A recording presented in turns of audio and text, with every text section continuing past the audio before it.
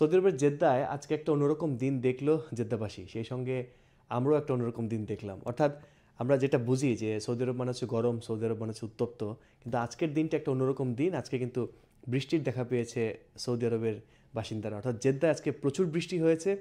এখন অবশ্য আপনার পেছনে আপনারা দেখতে পাচ্ছেন যে আকাশ পরিষ্কার, কিছুক্ষণ আগে বৃষ্টি থেমেছে, তবে তার আগে আজকে বিকেল দুপুর 2টা থেকে, আনুমানিক দুপুর 2টা থেকে প্রবল বৃষ্টি শুরু হয় এবং এই বৃষ্টির কারণে কিন্তু সৌদি আরবের জেদ্দার বিভিন্ন রাস্তাঘাট তলিয়ে গেছে এবং বিভিন্ন জায়গায় মানুষের মধ্যে ভোগান্তি তৈরি হয়েছে। মানুষজন, সাধারণ মানুষজন যারা কাজে ছিলেন, বাইরে ছিলেন, তারা কিন্তু ঘরে ফিরে গেছেন, এমনটাই আমরা দেখেছি।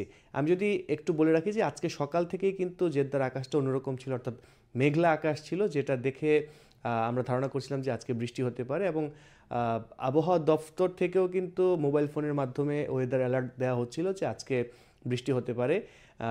তেমনটাই হয়েছে। আজকে দুপুর 12টার পর থেকেই কিন্তু জেদ্দার বিভিন্ন জায়গায় বৃষ্টির খবর পাওয়া যাচ্ছিল। বিশেষ করে জেদ্দার যে দক্ষিণ অঞ্চল আছে সেখানে প্রচুর বৃষ্টি হয়েছে এবং তার অংশ হিসেবে পুরো জেদ্দাই কিন্তু বৃষ্টিপাত হয়েছে আমরা দেখেছি। এবং আমি কিছুক্ষণ আগে আমার হোটেলে চলে এসেছি, কারণ হচ্ছে এইখানে বৃষ্টির মানে রাস্তাঘাট সমস্ত তলিয়ে যায় এবং বৃষ্টি মানে হচ্ছে সব কিছু বন্ধ হয়ে যায়।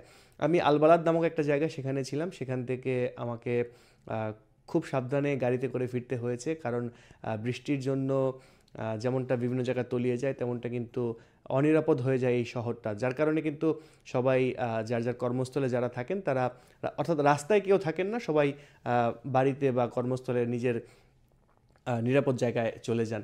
আমি কিছুক্ষণ আগে জানতে পেরেছি যে আজকে যে বৃষ্টি হয়েছে এই বৃষ্টির পানি নামানোর জন্য এখানকার সংশ্লিষ্ট দফতর যারা আছে তারা চেষ্টা করছেন এবং খুব দ্রুত পানি নামানোর ব্যবস্থা করছেন। কিন্তু কিছু কিছু জায়গায় পানি এত পরিমাণ হয়েছে যে ধারণা করা হচ্ছে আগামীকাল থেকে জেদ্দার বিভিন্ন স্কুলগুলো অনির্দিষ্টকালের জন্য বন্ধ করে দেওয়া হবে। এবং এই কবে নাগাদ স্কুল খুলবে সেই বিষয়টি কিন্তু সংশ্লিষ্ট যারা আছেন তারা মোবাইল ফোনে মেসেজের মাধ্যমে জানিয়ে দেবেন, এটাও আমরা জানতে পেরেছি।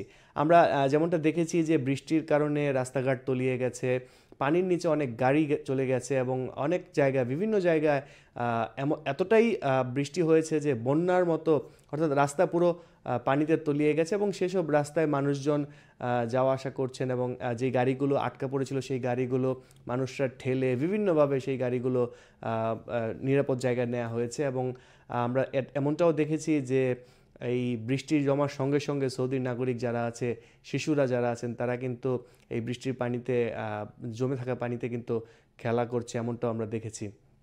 তো সব মিলে এখন পর্যন্ত আবহাওয়া পরিষ্কার, সূর্য উঠছে। সকাল থেকে যেমন মেঘলা আকাশ ছিল সেই মেঘলা আকাশটা এখন আর নেই।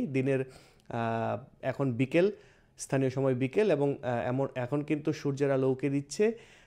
ধারণা করা হচ্ছে আকাশ কিছুক্ষণের মধ্যে পরিষ্কার হয়ে যাবে। তবে আকাশ পরিষ্কার হলেও জেদ্দার রাস্তায় যে পানি জমেছে সেই পানি নামতে অনেকটা সময় লাগবে বলে এখানে স্থানীয় যারা আছেন তাদের সঙ্গে কথা বলে আমি জানতে পেরেছি। তো